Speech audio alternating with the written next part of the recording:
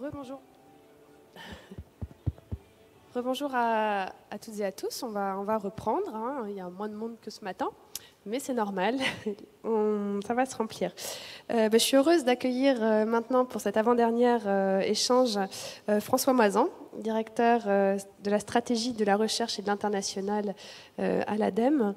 Et maintenant qu'on a signé là, à midi, cet engagement des villes et des territoires pour la transition énergétique, on va faire un voyage dans le futur avec cette étude que vous allez nous présenter, des stratégies et des visions à 2030-2050, c'est-à-dire comment allons-nous vivre dans 20, 40, 50 ans, avec ces engagements de diminution des gaz à effet de serre, le facteur 4, etc. Donc je vais vous laisser nous présenter cette étude que vous avez pilotée avec une centaine de chercheurs de l'ADEME, et on va vraiment essayer de s'imaginer et montrer finalement que c'est pas si difficile, mais il faut juste se donner les moyens de bien le faire. Merci Anne-Sophie Novelle et bonjour à toutes et à tous. Je suis très heureux d'être à nouveau aux Assises et de pouvoir faire cet exercice devant vous et avec vous de prospective de qu'est-ce que pourrait être l'énergie, la société, nos modes de vie en 2030 et 2050. Donc à partir d'un exercice, comme vous l'avez dit, qui a été réalisé par l'ADEME avant le débat. On avait préparé cet exercice avant le lancement du débat qui a précédé l'élaboration du projet de loi. Et comme vous l'avez dit également, nous avons mobilisé en interne à l'ADEME plus d'une centaine des experts de l'ADEME. Vous savez qu'à l'ADEME, on a des nombreux experts techniques, économiques, et dans les différents secteurs. Et donc l'objectif a été effectivement de pouvoir produire, nous, notre vision et de la verser au débat, comme on dit. Donc cet exercice comprend trois parties en fait. Une première partie qui est ce qu'on appelle habituellement un scénario technico-économique de la prospective en 2030 et en 2050, où on a les bilans énergétiques, les consommations d'énergie, les activités consommatrices d'énergie dans les différents secteurs aux deux horizons.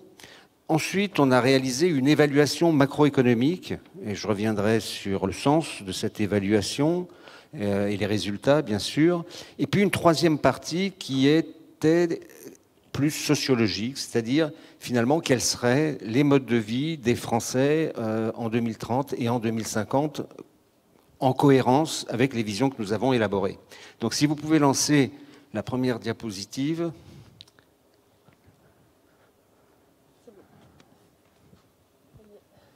Non, elle est... Ah si, je ne la voyais pas. Elle est là, elle est là. Je vérifie si c'est la même que sur le retour. C'est bien. Donc, c'est celle qui est sur le retour, pour vérifier, puisqu'effectivement... Donc, en premier lieu, 2030-2050, il ne s'agit pas, dans l'exercice que nous avons réalisé, de la même démarche. Pour 2030, nous avons procédé à une extrapolation des tendances infléchies. Alors je dis bien, on a regardé quelles étaient les tendances passées et on a vu de quelle façon on pouvait les infléchir de façon volontariste, de façon à aller vers une réduction importante des émissions de CO2, une réduction des consommations d'énergie, une contribution plus importante des énergies renouvelables, mais tout ça à partir des tendances passées avec des politiques appropriées pour infléchir ces tendances.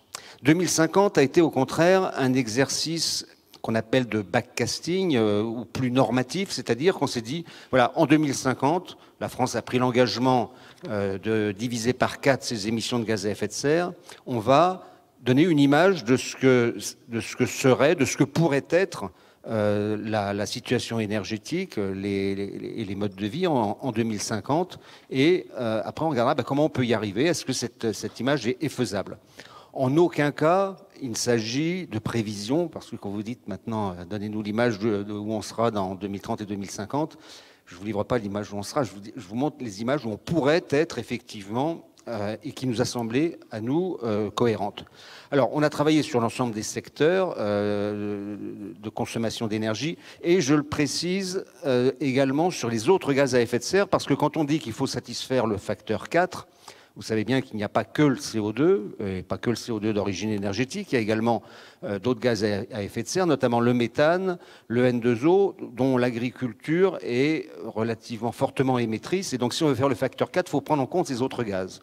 D'autant plus que ce n'est pas en satisfaisant le facteur 4 uniquement sur le CO2 que ça serait plus facile de le réaliser sur les autres gaz, parce que tous les experts nous disent que ce sera plus difficile dans le domaine de l'agriculture, donc on a voulu également le prendre en compte. C'est un peu ce que nous expliquait Jean Jouzel au début des assises, hein. Il est revenu là-dessus.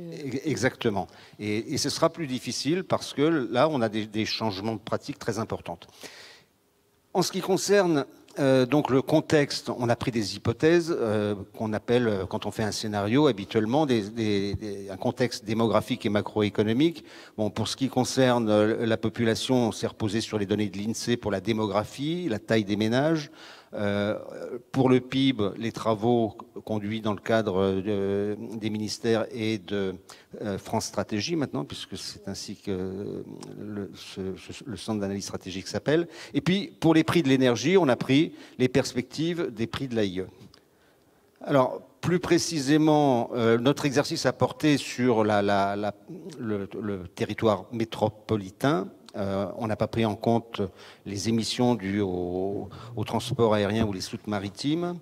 La population que nous avons retenue est une population qui correspond, une évolution de la population qui correspond à l'hypothèse de fécondité haute de l'INSEE, c'est-à-dire un accroissement. Vous voyez qu'en 2050, on serait à 74 millions d'habitants en France par rapport à 63 millions actuellement.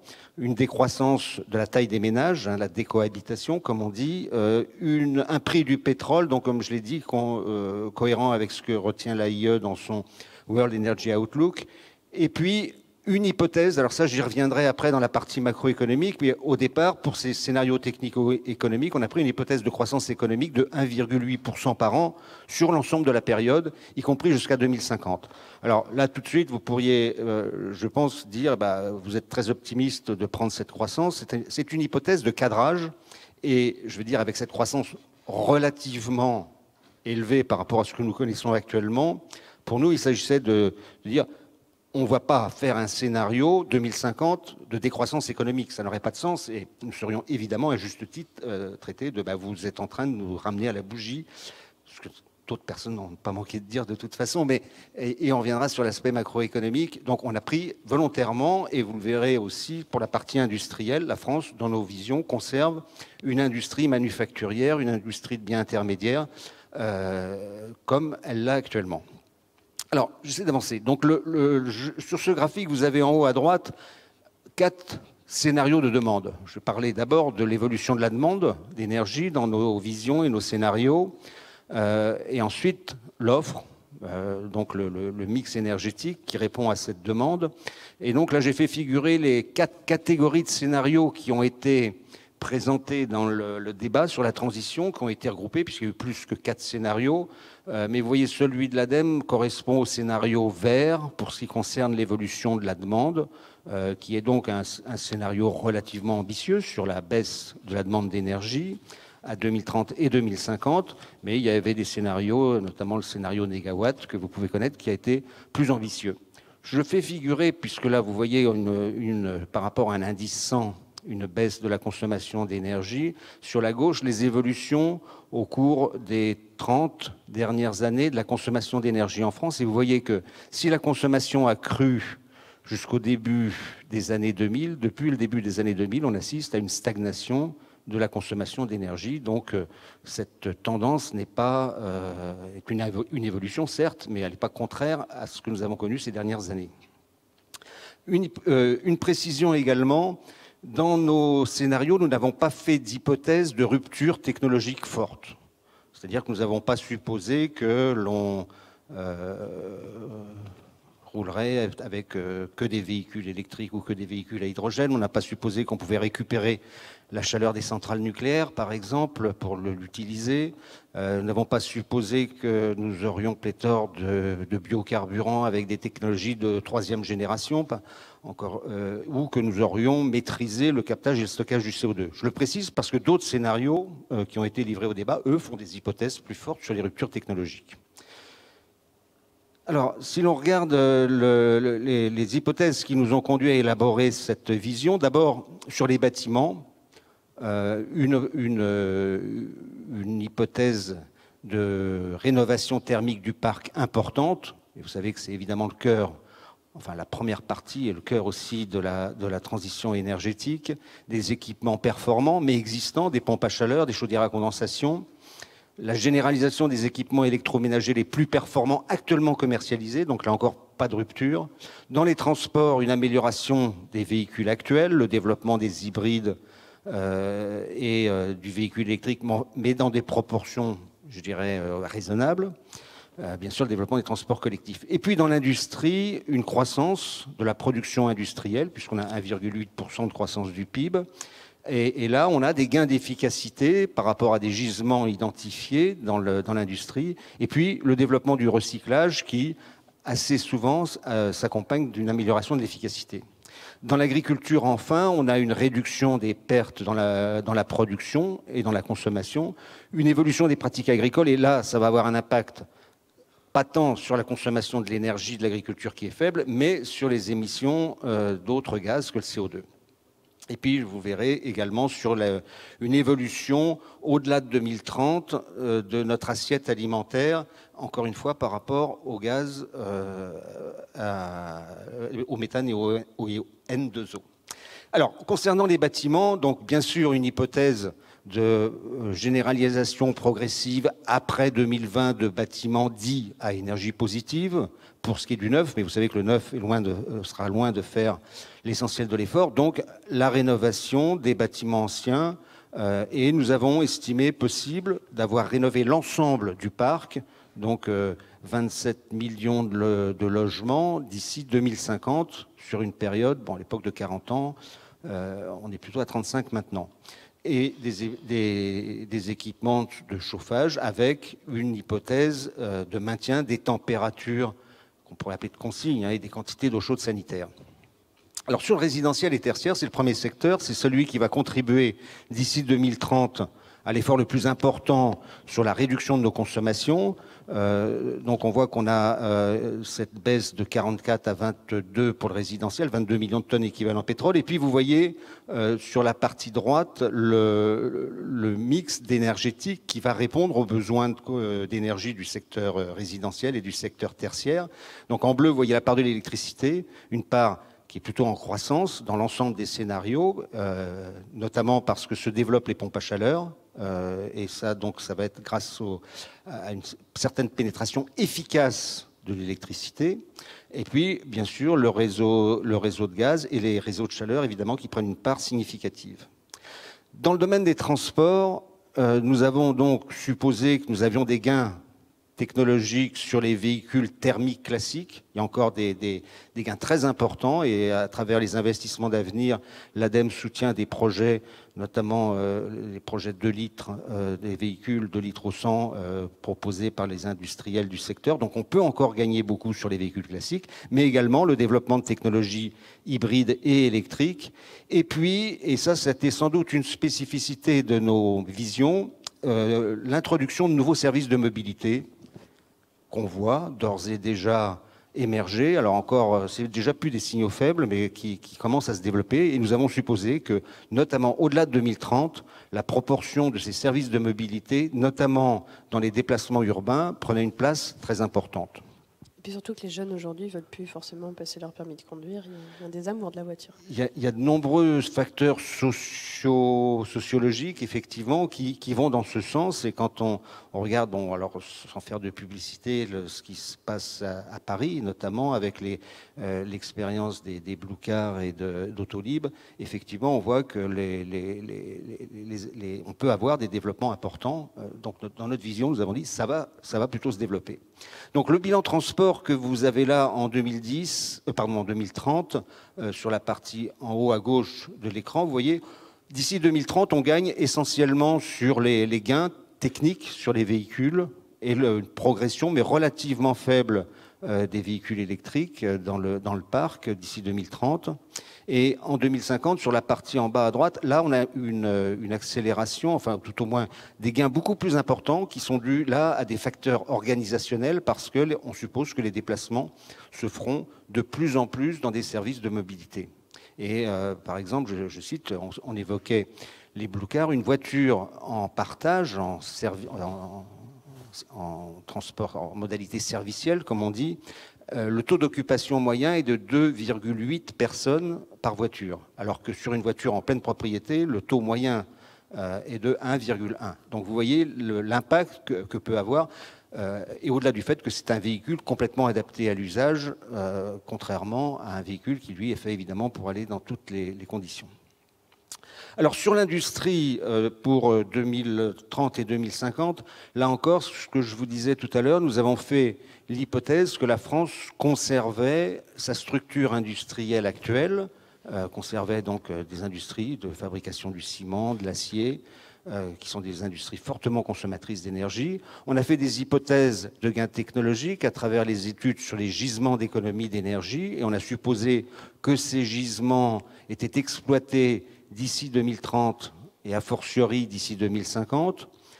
On a supposé, comme je le disais également, que le recyclage, notamment au niveau de la production, qui permet effectivement de faire des gains d'efficacité énergétique importants, se développait. Mais vous voyez que la baisse des consommations du secteur industriel est beaucoup plus faible, 9%, alors que dans le résidentiel et le tertiaire, et 27% en 2050, alors que dans les autres secteurs, on était sur des niveaux beaucoup plus importants, parce que évidemment, l'industrie a fait d'ores et déjà des progrès énormes en termes d'efficacité énergétique. Donc, la vision concernant la demande aux différents horizons 2030 et 2050, elle est représentée ici. Et vous voyez donc sur la partie gauche des histogrammes verticaux, la baisse de l'industrie sur les 3 années 2010, 2030, 2050, relativement mesurée, je dirais. Sur le résidentiel, une baisse continue parce qu'on a supposé que les bâtiments étaient rénovés à un rythme continu pendant la période. Sur le tertiaire également. Et puis sur les transports, vous voyez une baisse significative mais mesurée d'ici 2030. Et puis à 2050, effectivement, un gain plus important parce que là, on a une pénétration beaucoup plus importante de tout ce qui est des services. Je voudrais maintenant passer, alors j'arriverai tout à l'heure aux aspects macroéconomiques qui sont essentiels aussi dans ces visions. Je voudrais dire quelques mots donc maintenant du mix énergétique et électrique. Le débat se focalise et se focalisera tout le temps beaucoup plus sur le mix électrique que sur l'ensemble du mix. Mais je fais figurer ici, comme je l'ai fait sur la demande, les catégories de visions, de scénarios qui ont été présentés pendant le débat sur la transition. Et c'est là effectivement qu'il y avait les écarts les plus importants pour les contributions, avec en haut du graphique la part du nucléaire dans la production d'électricité, et en bas, j'allais dire symétriquement, la part des énergies renouvelables dans la production d'électricité. Donc le scénario porté par l'ADEME, vous le voyez, où la catégorie de scénario dans lequel celui de l'ADEME s'insère, c'est le scénario vert, et donc vous voyez que nous avons dans notre scénario supposé que les énergies renouvelables augmentaient leur part dans la contribution du mix électrique. Nous avons supposé qu'en 2030, le nucléaire atteignait un niveau de 50%, comme ça avait été annoncé par le président de la République comme objectif. Et je reviendrai sur le mix électrique 2050 tout à l'heure, puisque là, il s'agit de catégories de scénarios et pas seulement de celui de l'ADEME. Donc le mix énergétique 2030, et là on est sur toutes les énergies, pas seulement l'électricité. Vous avez ici les trois grands réseaux des vecteurs énergétiques, l'électricité, le gaz et les réseaux de chaleur, avec la part dans chacun d'eux des différentes sources d'énergie renouvelables ou non renouvelables. Donc vous voyez que sur le mix électrique, on est en 2030, la part des énergies renouvelables fait 47% en 2030. La part du nucléaire fait 50% à peu près. Donc sur la part énergie renouvelable, on a principalement l'hydraulique, mais aussi l'éolien et le photovoltaïque qui contribuent de façon significative à ce mix. Concernant le réseau de gaz, donc vous voyez que toute la partie rouge, si les couleurs sont les mêmes, toute la partie rouge, c'est du gaz naturel, donc il reste une part importante, mais on a une pénétration significative du biogaz dans le réseau de gaz, et cette perspective de pénétration du biogaz est partagée peu ou prou avec GRDF qui a fait lui-même des scénarios et qui envisage une pénétration du biogaz dans le réseau. Et je pense que c'est un des éléments importants aussi de décarbonation du réseau. Enfin, sur les réseaux de chaleur, vous voyez là effectivement qu'on a une part des énergies renouvelables, et y compris les déchets, de 75%, ce qui est normal. Alors sur 2050 maintenant, donc on est à une autre étape. Donc là, sur les réseaux sur le réseau électrique, nous n'avons pas fait dans ce scénario technico-économique d'hypothèse sur la part respective du nucléaire et des énergies renouvelables en 2050, au-delà de l'évolution des 50%. Mais vous verrez dans l'évaluation macroéconomique que là, nous sommes allés plus loin.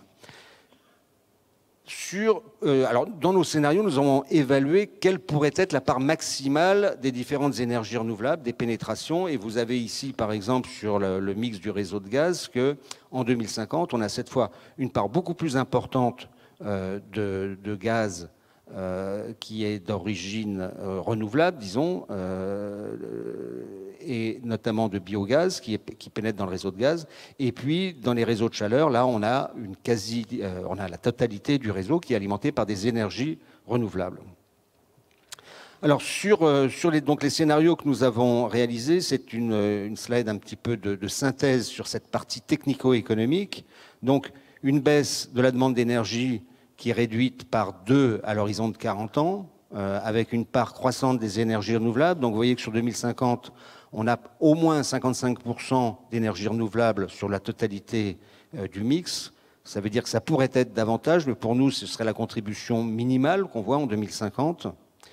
Et puis, sur les bilans en gaz à effet de serre, donc je n'ai pas décrit l'agriculture, où là, c'est pas tant l'énergie, j'ai déjà dit, mais c'est plutôt les eaux de gaz. Et dans notre vision, nous arrivons à diviser par 4 donc les émissions de gaz à effet de serre, CO2 ou équivalent. Alors, cette question de division par 2 de la demande d'énergie a donné lieu à pas mal de débats, notamment, mais diviser la consommation d'énergie par 2, c'est le retour à la bougie, c'est impossible, ça n'existe pas, sinon on n'a pas de croissance économique.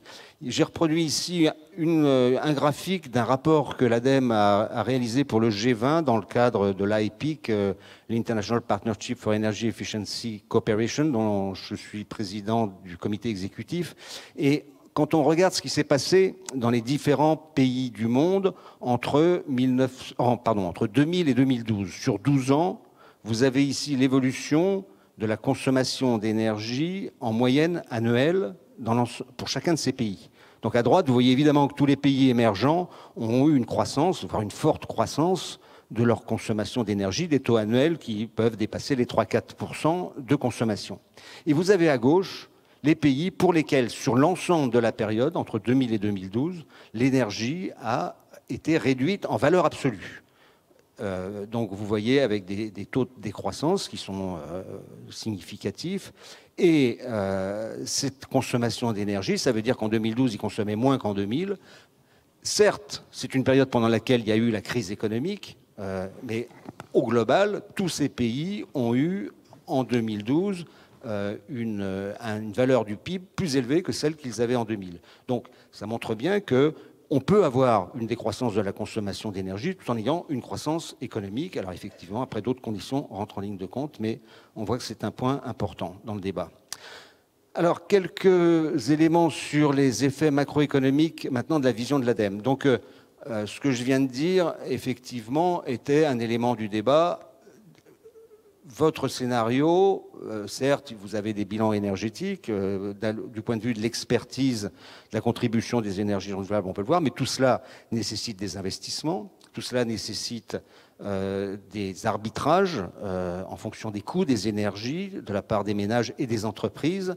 Et c'est pour ça que, pour répondre à ces questions, nous avons développé depuis plusieurs années à l'ADEME un modèle macroéconomique avec l'OFCE, qui est un labo de Sciences Po, d'économistes, un modèle qui permet effectivement d'évaluer si le bouclage macroéconomique est pertinent pour une évolution donnée des consommations d'énergie, des prix des énergies, etc. Alors, dans ce modèle macroéconomique, alors comme on intitule multisectoriel, on a effectivement des agents économiques, des industries. Je ne vais pas rentrer dans tous les détails, mais pour que vous compreniez un petit peu comment fonctionne ce type de modèle.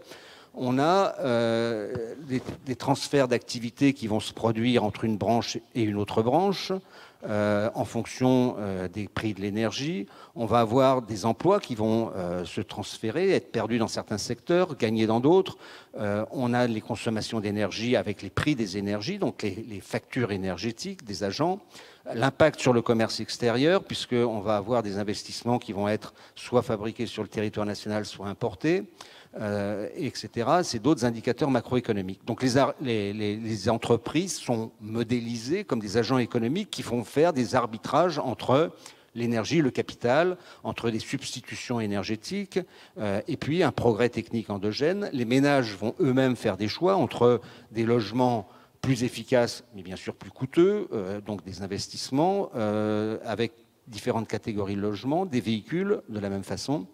Et puis, alors là, c'est la différence. Autant dans les visions précédentes, je ne vous ai pas parlé de scénario de référence. Nous avons fait, par rapport aux évolutions actuelles, des images 2030 et 2050. Autant dans ce scénario macroéconomique, il nous fallait avoir un scénario de référence pour mesurer le différentiel entre la vision que nous proposions, que nous portions, et ce scénario de référence. Donc, nous avons pris un scénario de la non-transition énergétique, un scénario dans lequel le mix énergétique reste le même, donc le nucléaire reste à 75%, on continue à consommer la même proportion de pétrole. Il y a quand même de l'efficacité énergétique qui se développe, celle qui s'est développée dans les années passées, encore une fois, c'est la référence. Et puis, un taux de croissance.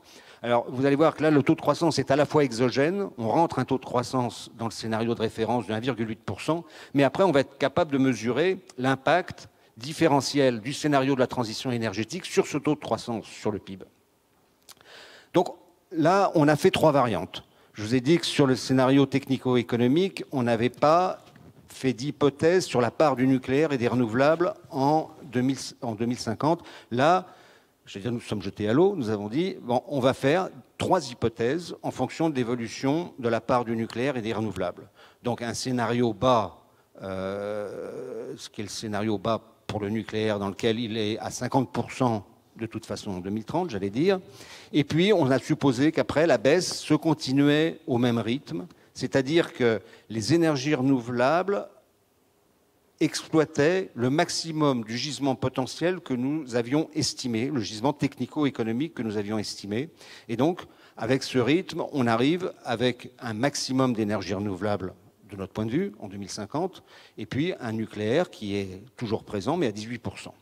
Un scénario médian dans lequel la part du nucléaire représente 25% de la demande d'électricité finale en 2050, donc là je dirais c'est un peu intermédiaire, et puis un scénario dans lequel le nucléaire, après être arrivé à 50% en 2030, reste à ce niveau de 50%, donc vous voyez des hypothèses relativement contrastées. Je montrerai ici que le scénario médian, pour que vous voyez un petit peu ce que ça représente, et donc là, ce n'est pas que sur l'électricité, mais c'est un scénario dans lequel la demande, elle, est toujours divisée par 2, dans notre scénario de transition, d'ici 2050. On a très peu de charbon qui reste, évidemment un nucléaire qui décroît, il passe à 25% du mix électrique, hein, attention, pas du total. On a du gaz naturel, mais qui a décru. On a encore du pétrole, et puis vous voyez la part des énergies renouvelables qui est importante en 2050. Donc ça, c'est ce que retraduit en quelque sorte ce scénario macroéconomique. Je me dépêche. L'évolution du revenu disponible des ménages, c'est un indicateur qui nous permet, dans le scénario macroéconomique, de voir les ménages ont investi vont investir pour rénover leurs bâtiments. Ils doivent donc, pour la majeure partie, emprunter. Donc, ils ont une dette qu'ils doivent rembourser. À cela s'ajoute le coût de l'énergie qui va croître dans le futur, surtout que nous avons des hypothèses sur la fiscalité de l'énergie également. Et si on prend en compte ces deux facteurs, on a à l'inverse une baisse des consommations d'énergie avec une meilleure efficacité. Donc on a un revenu disponible des ménages hors facture énergétique et hors charge de la dette. Et vous voyez, dans le scénario de référence, comme dans le scénario de la transition qui est en vert, lui, on a une croissance importante du revenu disponible des ménages parce qu'on a une croissance économique. J'accélère un petit peu. Sur le PIB, là, le graphique est différent. Vous avez l'impact du scénario de transition énergétique par rapport au scénario de référence sur le PIB. Donc, ça veut dire qu'on gagne, vous le voyez, à 2050, donc en 40 ans, autour de 3 points de PIB. Ça veut dire quoi? Ça veut dire qu'en 2050, avec le scénario de transition énergétique, on aurait gagné 3 années de croissance, ce qui est relativement faible par rapport à 40 ans. Néanmoins, c'est un impact positif. Hein, ce n'est pas un impact négatif. On gagne des points de croissance à l'horizon 2050. Dernier indicateur, c'est les variations sur l'emploi. Donc la modélisation nous indique, enfin, nous permet de traduire en fonction des prix des énergies et de la concurrence entre les différentes énergies, quels sont les transferts d'emploi entre les différents secteurs, dans des endroits où on a des gains d'emploi, sur la construction dans le bâtiment, sur la fabrication des énergies renouvelables, des équipements d'énergie renouvelable, et puis des endroits où on a des pertes d'emploi, évidemment, sur les centrales électriques, sur un peu sur l'automobile également. Néanmoins, cette évaluation montre qu'avec le scénario de la transition énergétique, nous ferions à l'horizon 2030 de l'ordre de 300 000 emplois supplémentaires par rapport au scénario de référence et 800 000 emplois supplémentaires par rapport au scénario de référence en 2050, donc un impact plutôt positif sur la croissance et l'emploi. Dernière partie, quel mode de vie, à quoi correspondent ces modes de vie? Alors, je vais accélérer un petit peu pour qu'on ait du temps pour la discussion. Juste pour savoir, est-ce que ce rapport peut être trouvé ici? Vous en avez amené des exemplaires, Adam, ou pas? J'ai un exemplaire, si, mais ce rapport est téléchargeable sur le site, PDF, sur le site de l'ADEME. Je vous conseille d'aller le lire parce qu'il est vraiment très complet et la partie qu'on va aborder est moi ma préférée maintenant. Alors, il est téléchargeable. Il y a les 3 rapports qui sont téléchargeables, les 3 parties que j'ai évoquées, y compris la partie macroéconomique. Donc, pour faire cela, on s'est dit, on a nos scénarios de référence, on a l'évaluation macroéconomique, on va imaginer 8 familles françaises en 2030 et 8 familles françaises en 2050 qui sont représentatives, alors non pas statistiquement, mais qui sont représentatives de la population française, et on va décrire quels sont les modes de vie de ces Français, dans quel appartement vivent-ils, quel type de déplacement, etc. Et mesurer si on arrive à avoir une représentation de leur mode de vie qui soit cohérente avec nos images.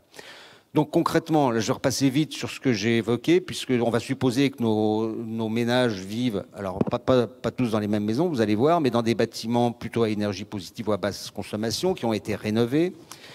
Éventuellement des maisons superposées, davantage d'appareils électriques. On a supposé que ça allait, l'équipement électroménager, électrodomestique allait augmenter.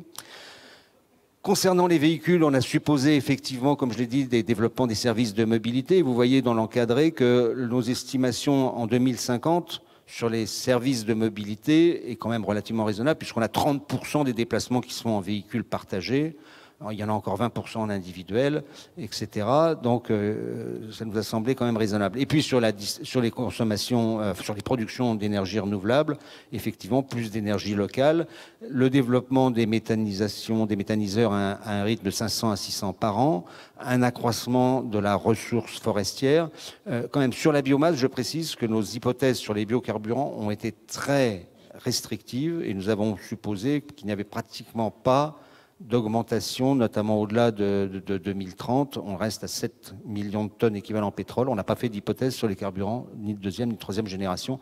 Et d'ailleurs, la biomasse, en général, au-delà de 2030, on arrive au maximum de la contribution de la biomasse et de l'exploitation du gisement. Les rendements augmentent après, mais on a pas davantage de ressources.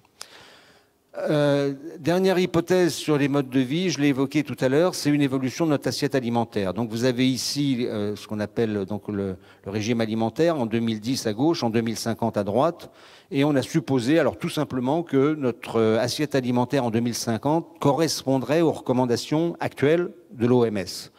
Donc avec un peu moins de parties carnées dans notre régime alimentaire, un peu plus de céréales, un peu plus de fruits. C'est des publicités qu'on entend tous les jours. Mais vous voyez, pas de façon dramatique non plus. On continue à manger de la viande en 2050, malgré tout.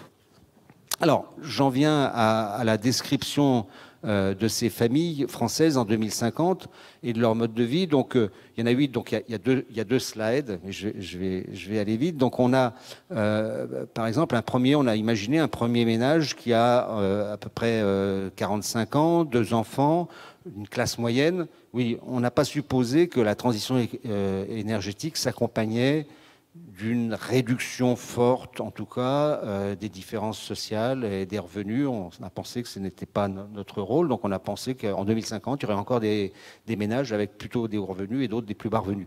Donc ce premier ménage, il est plutôt de classe moyenne, il vit dans une maison de ville de 110 mètres carrés, et donc vous avez ici la description de cette maison de ville, donc comment elle est équipée, à quelle date elle a été rénovée. Alors comme je ne connais pas par cœur, mais je n'ai pas sous les yeux, je vais reprendre mon petit graphique sous les yeux, parce que de loin... C'est un peu petit, un peu difficile à lire, c'est exactement ce que je suis en train de me lire. faire. Sur 2050, donc ce premier ménage. Alors, ce qui est intéressant à voir, c'est que sur le petit pavé bleu, vous avez les équipements dont il dispose. Donc, vous voyez que ce sont des équipements qui existent actuellement. Et puis, les consommations d'énergie en kilowattheure par mètre carré pour le chauffage et pour l'eau chaude sanitaire.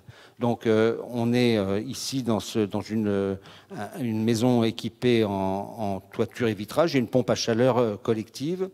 On a des niveaux de consommation de 11 kWh par mètre carré par an, et pour l'eau chaude sanitaire de l'ordre de 12 kWh. Sur le pavé rose, vous avez la mobilité du ménage qui est décrite. Donc c'est un ménage qui utilise la voiture en autopartage, qui se déplace de 8000 km par an. C'est des données.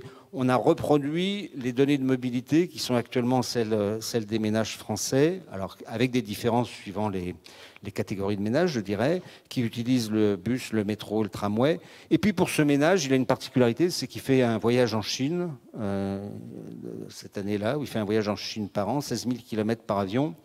Au total, ça fait, sans l'avion, de l'ordre de 48 000 km par an. Et puis, vous avez le bilan par personne à droite, en TEP par an, en consommation d'énergie, et en kilos de CO2 par an. Et là, vous voyez que le niveau de consommation de CO2 est relativement élevé. Alors, je ne vais pas tous les décrire, simplement le deuxième ménage pour que vous voyez les différences. C'est une jeune femme, Léa, de 30 ans, qui a un enfant, qui est plutôt à faible revenu, qui vit dans un logement social qui a été réhabilité, un logement social construit en 1970, qui a été réhabilité au niveau BBC. Laisser consommation avec une pompe à chaleur individuelle, c'est 7 kWh pour le chauffage, 5 pour l'eau chaude, et elle a une mobilité plus faible. Et vous avez donc à droite aussi sa consommation d'énergie et ses émissions de CO2.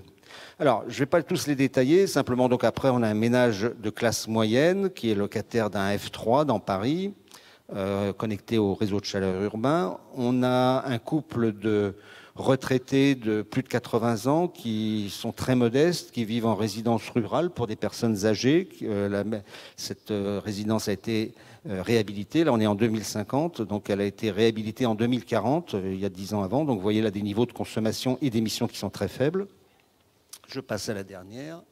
Donc c'est la deuxième catégorie de famille, encore une fois pour vous illustrer la variété de ce qu'on a retenu. Donc là, il s'agit d'un couple de 68 ans, retraité, périurbain, aisé, dans un F3, et ils ont une maison de campagne.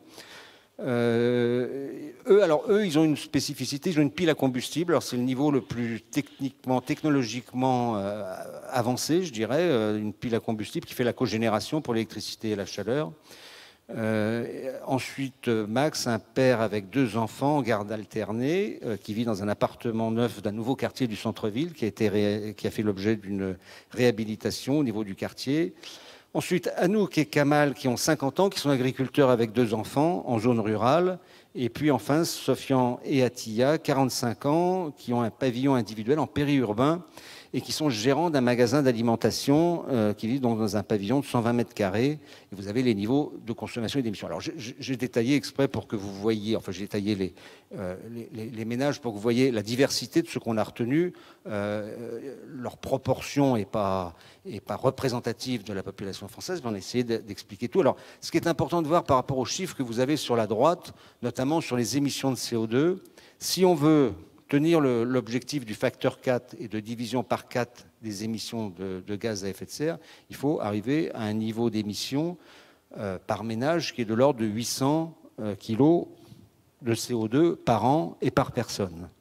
Vous voyez que ce niveau de 800, alors cette fois c'est la dernière diapositive de ma présentation, vous avez les 8 familles sur la partie gauche de la slide, avec les émissions de CO2 qui correspondent aux différentes activités, je dirais, et le CO2 qui est incorporé, alors non seulement celui qui est émis directement par le ménage, mais aussi celui qui est incorporé dans les produits et les services qu'il consomme.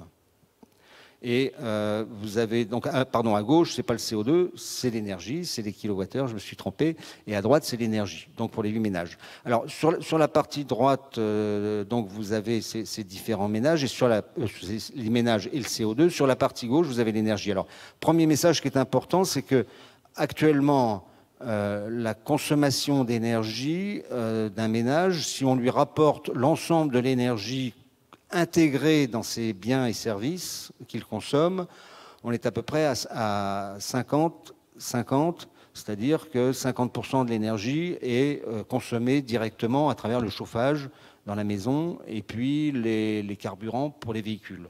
En 2050, cette consommation d'énergie par le chauffage et par les véhicules ne représentera plus que 20% dans nos visions, ne représenterait plus que 20% du total de l'énergie consommée. Ça veut dire que 80% de l'énergie consommée serait à travers les produits et les services.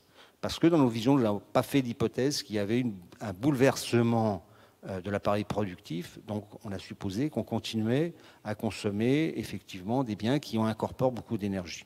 Donc ça c'est important et ça prouve qu'il faut aussi agir sur l'autre volet, qui sont les biens et services. C'est ce qui nous a conduit à faire un exercice consommation, prospective consommation, mais dont on vous parlera un autre jour. Et mon dernier message à droite, donc vous regardez pour chaque ménage les émissions de CO2, vous voyez qu'à peu près tous les ménages sont peu ou prou autour de la barre du facteur 4, qui est le pointillé, sauf un, c'est celui qui est allé en Chine en avion. Et là, effectivement, ça a aggravé fortement son bilan en CO2 parce que c'est un usage, effectivement, qui est très énergivore et qui émet beaucoup de CO2. Alors, ça ne veut pas dire qu'il faut stigmatiser l'avion, ça ne veut pas dire que ce ne sera pas possible. On n'a pas fait d'hypothèse de rupture technologique, comme je l'ai évoqué. Peut-être qu'on aura du biokérosène en 2050. Mais ça montre quand même que dans les comportements, il faut faire attention et ça montre un petit peu l'intérêt de réfléchir et de regarder effectivement quels sont les bilans. Mais tous les autres ménages sont dans cette hypothèse. Ils ne sont pas à la bougie, ils ne roulent pas que à vélo. Et bon, a priori, on peut penser que ce n'est pas un monde dont on n'aurait pas envie maintenant. Merci. Oui, c'est ça qui est important dans cette étude. Merci beaucoup. C'est de constater que finalement, ces efforts ne nous privent pas d'un mode de vie. C'était l'objectif. Voilà, on n'est pas en train de se contraindre à, comme beaucoup stigmatisent parfois, le retour à la chandelle ou à la charrette, quoi. Il y a aussi autre chose que vous dites dans ce rapport, c'est que personne n'est vraiment parfait, et on le voit encore avec cet exemple de couple qui prend l'avion chaque année pour aller en Chine. Mais que c'est surtout une addition de progrès. Et ça, je pense que c'est un message aussi que vous voulez faire passer, c'est que, comme ça a été dit dans l'ensemble des assises d'ailleurs, que c'était un travail plutôt collectif, collaboratif à toutes les échelles de la société. Tout à fait. Et continue, c'est-à-dire qu'il n'y a pas une solution qui va tout régler. Je veux dire, c'est pas... alors, encore une fois, on ne règle pas, et là encore, c'est pas une source d'énergie qui va régler tout le problème du CO2. c'est pas non plus une option sur les modes de consommation qui va tout régler. Il y a effectivement progressé sur le chauffage, progressé sur les autres consommations dans la maison, sur les déplacements, et c'est un ensemble qui peut nous permettre d'arriver, en tout cas, c'est ce que nous estimons possible, oui. Ouais, avec toute la notion de temps qui est nécessaire, ça c'est aussi quelque chose. Avec ce que vous temps, soulignez, puisque c'est sûr, quand même, bon, à l'époque, on était plus près de 2010, 40 ans, 35 ans. 35 ans, si on reprend effectivement en arrière, vous voyez on était au début des années 80. Quoi. Est-ce qu'il y a des questions dans la salle, des personnes qui s'interrogent sur ces scénarios, sur cette vision développée par l'ADEME? N'hésitez pas, alors on est moins nombreux, mais quand même. Ah, voilà, madame. Le micro arrive derrière vous. Et derrière, ensuite, il y aura monsieur. Merci. Martine Charpenteau de l'Agence locale de l'énergie Soleval, près de Toulouse. Dans tous ces scénarios, vous présentez toutes les formes d'énergie renouvelable qui seront utilisées, développées. Mais il y en a une dont je trouve on parle très peu, dont on a très peu parlé pendant ces assises, et je voudrais savoir si dans vos scénarios elle est prise en compte, c'est le solaire thermique. 1 mètre carré de panneau solaire thermique produit beaucoup plus d'énergie qu'1 mètre carré de panneau photovoltaïque. Bon, ce n'est pas le même usage, ça produit de l'eau chaude, il faut en avoir l'usage, mais c'est quelque chose qui est beaucoup moins soutenu, puisqu'il n'y a pas de rachat, et c'est quelque chose. Et le panneau solaire, une fois qu'il est installé sur une maison, eh bien, il ne produit plus de PIB, on n'en entend plus du tout parler. Et je me demandais si ce n'était pas une des causes de sa désaffection, et parce que les aides pour cette énergie qui est simple de conception et utilisable par beaucoup de monde est quand même très peu, me paraît beaucoup moins valorisée aujourd'hui qu'il y a dans le plan solaire d'il y a 10 ans. Alors, pour répondre à votre question, oui, on a un développement du solaire thermique dans nos scénarios. Là, ce que j'ai montré en fait dans les graphiques, c'était les réseaux. Donc, alors effectivement, quand même dans le réseau de chaleur, il y a une partie de solaire thermique aussi qui figure, qui est relativement faible. Mais alors après, dans le rapport complet, vous avez les chiffres effectivement sur la contribution du solaire thermique, donc avec des capteurs en dehors des réseaux de chaleur et donc directement sur les maisons. On a fait des hypothèses relativement prudentes sur 2030 parce qu'actuellement, effectivement, c'est quand même une énergie qui se développe pas énormément, qui a un certain nombre de difficultés, malgré des outils. Alors on espère que ces outils, comme le fonds chaleur, vont permettre effectivement de faire en sorte qu'ils se développent davantage. Nous, on est évidemment très en faveur du développement des chauffe-eau solaires. On pense que ça a une forte potentialité. Mais c'est vrai qu'on a été relativement mesuré, notamment en 2030, sur cette contribution. Mais je suis tout à fait d'accord avec vous qu'il ne faut pas l'oublier. Et à l'ADEME, on essaye de la promouvoir. N'est-ce pas, Marie-Christine? Merci. Autre question? Oui. Je suis Jean Ciré-Jolle de l'association TACA, Agir pour le climat. Et il se trouve que j'ai lu votre rapport quand il est sorti, je pense il y a un mois, quelque chose comme ça. Sans doute. Alors, il y a un mois, c'est peut-être le rapport sur prospectif consommation qui était... Mais allez-y. Voilà. Et donc, c'est très bien que l'ADEME se préoccupe de nous montrer quel pourrait être notre mode de vie en 2030-2050 dans un scénario qui est conforme à ce que nous demandent les experts du GIEC, de division par 4 de nos émissions de gaz à effet de serre. Non, mais sincèrement, c'est super intéressant et important. Par contre, moi, j'ai 2 très grosses réserves. C'est que dans votre présentation, on a l'impression que c'est qu'un problème de production, de mix de l'énergie, d'offres de services collectifs, etc.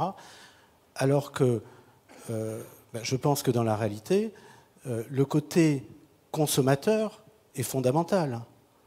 Et comment est-ce qu'on peut faire évoluer les choix du consommateur pour diviser par 4 nos émissions de gaz à effet de serre? Donc je pense que vous avez dû prendre quand même quelques hypothèses là-dessus. Mais nous, notre réponse, c'est qu'il faut mettre un prix sur la pollution. Tant qu'il n'y aura pas un signal prix fondamental, on ne peut pas demander aux gens de ne pas polluer alors que ça coûte plus cher de ne pas polluer que de polluer. Ça, c'est un point fondamental. Donc ça, c'est le premier point. Et donc, vous signalez que même il y a presque un risque dans votre rapport, c'est de faire croire que c'est un problème de producteur. Alors que c'est un problème de consommateur. Le principal levier, il est chez les consommateurs. Et il faut que les gens se bougent pour comprendre que c'est notre problème et c'est à nous de nous demander de nous nous tirer une balle dans le pied, de demander de payer pour la pollution que l'on fait. Quand on achète un produit, on achète la pollution qu'il y a dedans. Il faut que le prix soit compris dedans. Ça, c'est le premier point. Souligner l'importance de ce message. Et le deuxième point, c'est un point plus technique, et je vous ai écrit, vous n'avez pas répondu. Quoi, pas vous, Monsieur Moisan, mais là, il se trouve que vous avez montré un exemple d'un couple qui va en Chine. Paris-Pékin, c'est combien de kilomètres à peu près? C'est à peu près 10 000 kilomètres, non? Oui, je crois, à peu près, oui. Ouais, c'est à peu près 10 000 kilomètres. Ben, bon, il se trouve que je suis agréé bilan carbone ADEME. OK. La méthode bilan carbone que vous avez développée avec Jean Covici. Bon. Et dans cette méthode, quand on prend les émissions CO2 d'un avion, on peut le résumer de la façon suivante. En avion, on envoie autant de CO2 que si on est tout seul dans sa voiture en longue distance. Que si on est tout seul dans sa voiture en longue distance. C'est-à-dire qu'un vol long courrier, en prenant en compte les effets de serre de la traînée de l'avion, c'est équivalent à faire le voyage tout seul dans une voiture à peu près normale. Donc à peu près à 6 litres par 100. 6 litres au 100. Et donc ça, en kilos de carbone, bon, 6 litres au 100, 20 000, ça fait 1200 kilos. 1200 kilos, pour les transformer en CO2, on multiplie par 4, on enlève 20%. Ça fait à peu près 3600 kg de CO2. Et sur le graphe, il y a écrit 2500. Il y a un problème. Et donc ça, c'est le message que je vous adresse. Je vous ai écrit il y a un mois en vous disant que vos chiffres me paraissent faux. Et ça, c'est un autre, excusez-moi, mais c'est un autre rapport de l'association TACA, c'est que nous, on compte en kilos de carbone. Tout ce qui est écrit, c'est du CO2. Personne n'y comprend rien. Et je prétends, c'est un peu extrême, même l'ADEME. En comptant en kilos de carbone, un litre de carburant, c'est 1 kilo de carbone. Et donc, c'est par ce mécanisme, je suis capable de dire, bon, je vais peut-être me faire, mais ça m'étonnerait, vu que c'est des calculs mentaux assez simples. Donc, mon message, c'est double. C'est d'abord insister sur le rôle du consommateur et du signal prix pour faire changer nos comportements. Et le deuxième point, plus technique, compter en CO2, c'est extrêmement confusant, personne n'y comprend rien, et il y a des tas d'erreurs. Et il y aura toujours un débat sur les chiffres, je pense que... Oui, mais madame, oui, mais vous êtes spécialiste, ça serait bien que vous soyez notre intermédiaire pour vérifier la réponse de l'ADEME sur ce point, sur le CO2. J'ai bien compris. Merci. Je pense que la première question, c'était surtout sur le coût de la fiscalité. Sur la seconde, c'est vrai que ça, c'est que en CO2 sur le rapport social, c'est que en CO2. Mais bon, je ne suis pas sûr qu'on ait sur les impacts hors CO2 des avions des chiffres qui se fassent autant entre les experts la cohérence. Mais enfin bon, techniquement, je suis d'accord. Non, mais je parle de l'effet des traînées des avions, effectivement. Bon, bah écoutez, alors on essaiera de le corriger dans un prochain rapport. Mais de toute façon, on voit bien, je crois que le message, il est clair, c'est que l'avion, c'est pas très bon pour le CO2, ça c'est clair, ou pour les gaz à effet de serre. Votre première question qui est très importante, effectivement. Alors, c'est vrai, quand vous dites, on a l'impression que ça se fait en dehors, si je le dis d'une autre façon, ce que vous avez dit, que ce n'est pas les consommateurs qui changent, c'est les producteurs ou le système, parce que ce n'est pas que les producteurs au sens, mais que c'est-à-dire que dans notre scénario, on n'a pas voulu non plus dire les gens devenaient tous des super écolos convaincus et se mettaient à modifier spontanément. On a supposé, surtout en 2030, effectivement, qu'il y avait des politiques publiques pour y arriver. Donc oui, effectivement, on a quand même un background, il y a des incitations pour qu'ils puissent réhabiliter leur logement.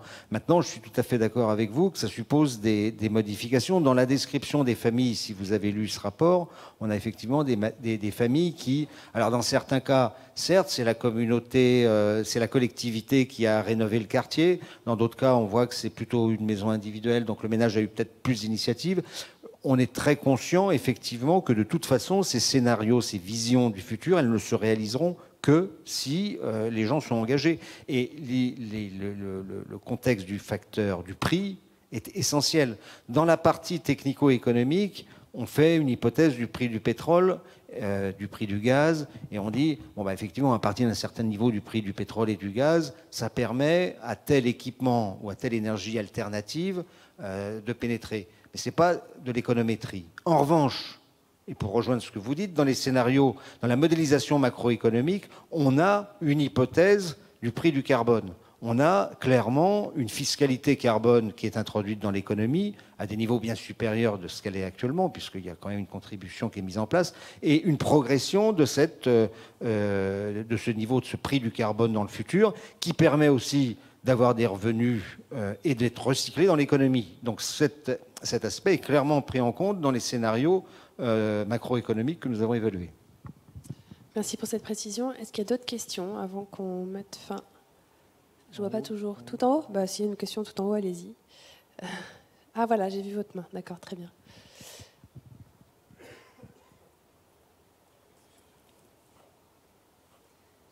Bonjour.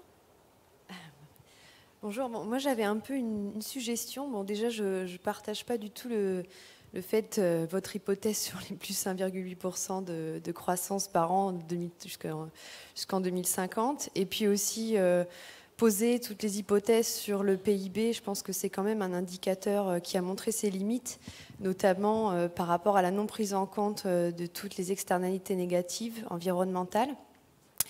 Et moi, je suis un peu triste qu'il n'y ait pas une autre vision de nos modes de vie de demain. Là, on nous propose des scénarios et moi, je ne m'y retrouve pas du tout. Parce qu'on dit retour à la bougie, bon, c'est un petit peu... Mais il y a aussi un scénario de plus d'autonomie, où finalement les ménages deviennent moins dépendants, reviennent vers la culture de leur potager, refont des activités qui créent du lien social, notamment dans les villes, mais aussi en milieux ruraux. Et ça, il pourrait y avoir très bien un scénario où on pose ce que ces familles qui font un choix vraiment de vie différente, qu'est-ce qu'elles émettent en termes de CO2? Est-ce qu'elles sont dans le facteur 4 ou dans le facteur 10? Parce que je pense que ça vient bien au-delà de nos engagements. Et là, on nous présente une vision de la société où on vit dans des cubes, où on a plus de matériel électronique enfin... Moi, personnellement, ce n'est pas mon choix de vie et c'est dommage qu'il n'y ait pas d'autres scénarios qui interpellent et qui présentent les choix d'une bonne partie de la population française. Votre question est très intéressante, je pense, et votre critique. Alors, il y avait plusieurs points dans ce que vous avez dit, mais je pense qu'on retrouve à travers tout ça, en gros, vous nous dites, bon, vous, l'ADEME, vous faites une vision où finalement les gens restent autant, j'allais dire, peut-être enfermés à la fois dans des systèmes économiques, le rapport au PIB, aussi enfermés dans leur maison. On n'a pas été assez imaginatif dans le monde de demain. Ça, je pense certainement. On n'a certainement pas été assez imaginatif. Mais quand même, je vais reprendre les points mais rapidement. Vous dites, je ne suis pas d'accord avec le taux de croissance. Encore une fois, moi je l'ai dit, c'est pas une prévision, c'était pour nous. D'abord, pourquoi on aurait pris 0,5, 1, 3 on a regardé qu'est-ce qui se faisait dans les visions, dans les scénarios qui étaient faits par France Stratégie, par d'autres, pour pas qu'on nous dise c'est absurde.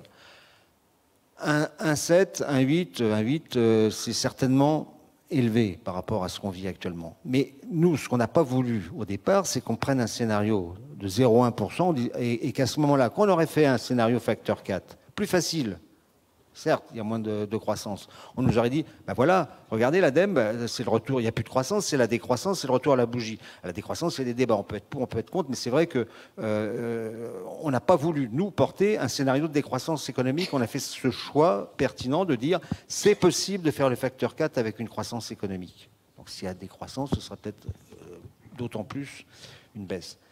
Le PIB, encore une fois, dans les discours, quand on présentait nos scénarios, on nous a dit, mais attendez, votre scénario, il n'est pas compatible avec une croissance du PIB. On a montré s'il est compatible. Alors le PIB, je suis tout à fait d'accord avec vous, ce n'est pas l'indicateur idéal. J'espère que dans le futur, et on essaye d'y travailler humblement à notre niveau, avoir d'autres indicateurs de bien-être social, de valeur ajoutée sociétale. On essaye de regarder, mais néanmoins, c'est quand même quelque chose. Et parfois, on est dans des enceintes, nous l'ADEME aussi, où on a en face de nous des gens avec qui il faut dialoguer et utiliser le même dialogue, les mêmes termes. Et sur votre dernier point, je suis d'accord, effectivement. Alors, dans la description socio-économique, ce qu'on a voulu, là encore, aussi essayer de montrer, c'est que on n'avait pas des transformations où on devait se serrer la ceinture de 3 crans en 2030 et 3 encore en 2050. On a voulu montrer que finalement, alors c'est sans doute pas par rapport à vos valeurs et ce que vous pensez que ça devrait être, c'est sans doute pas tout à fait ça, mais ce qu'on a voulu surtout montrer, c'est que c'était pas un dépaysement total, parce que vous dites, on est dans des cubes, c'est vrai qu'il y a peut-être une ou deux graphiques, moi où il y a des cubes, mais quand même, ce que j'ai essayé de montrer, c'est que c'est pas si dépaysant que ça, et on vit pas plus mal, on vit plutôt mieux, et même avec des véhicules partagés et serviciels. Donc, je comprends, et puis je suis d'accord qu'il faudrait peut-être qu'on travaille à donner des choses peut-être plus... aussi d'autres options et des familles qui reviennent leur retour à la terre, etc. Je ne suis pas contre. Il faudra qu'on y travaille. Oui, ça peut être un des scénarios à ajouter. Moi, j'avais une question. Est-ce qu'il y a eu des rapports similaires à l'étranger, des choses qui ont été faites sur lesquelles on pourrait comparer vos résultats? Alors, très franchement, sur la première partie technico-économique, oui, on a l'Allemagne, le Royaume-Uni a fait le même type de scénario, eux aussi avec des hypothèses pour faire le facteur 4 de division par 2 de la consommation d'énergie. Bon, en Allemagne avec davantage d'énergie renouvelable, vous le savez, encore que nous. Donc ça se fait dans beaucoup de pays. Et ça va être les contributions, ce qu'on appelle les INDC, en préparation de la COP21. Donc en gros, ces scénarios, chaque pays, on les attend pour voir est-ce qu'on va vers le 2 degrés ou le 3, comme évoquait Ronan Dantec. Après, la partie macroéconomique, relativement peu, mais actuellement, on a des coopérations, on commence à avoir des coopérations internationales sur ce type de modèle pour valider les premiers scénarios que j'évoquais, ceux qui sont technico-économiques. On a et l'AFD qui donc finance, qui apporte des financements sur des transitions, est intéressé également à des partenariats internationaux sur ces évaluations macroéconomiques. Alors, il y en a avec le Mexique, on va peut-être travailler avec l'Allemagne là-dessus. Beaucoup de pays sont intéressés. Sur l'aspect social, je n'ai pas encore vu, mais je ne vois pas tout, d'essayer de traduire ces scénarios par une représentation sociologique, je dirais plutôt. Ok, merci. Juste pour la jeune femme qui vient de poser la question, la table ronde qui va nous suivre, du coup, maintenant, va justement traiter de ces modes de vie un peu alternatifs avec tout le développement de l'économie collaborative, l'économie du partage. Donc, on va pouvoir en parler dès maintenant. Donc, merci beaucoup, François Moisan, merci, et merci pour votre à tous pour vos intervention. Donc, vous pouvez retrouver l'étude sur le site de l'ADEME. Elle se télécharge en format PDF. Je pense que si vous avez des questions, vous pouvez aussi leur écrire sans problème. Et j'appelle tout de suite à me rejoindre sur scène Damien Demailly, Olivier Tizio et Samuel Roumeau. Et restez là surtout parce que cette fois-ci on va parler donc économie du partage, économie collaborative et territoire. Merci.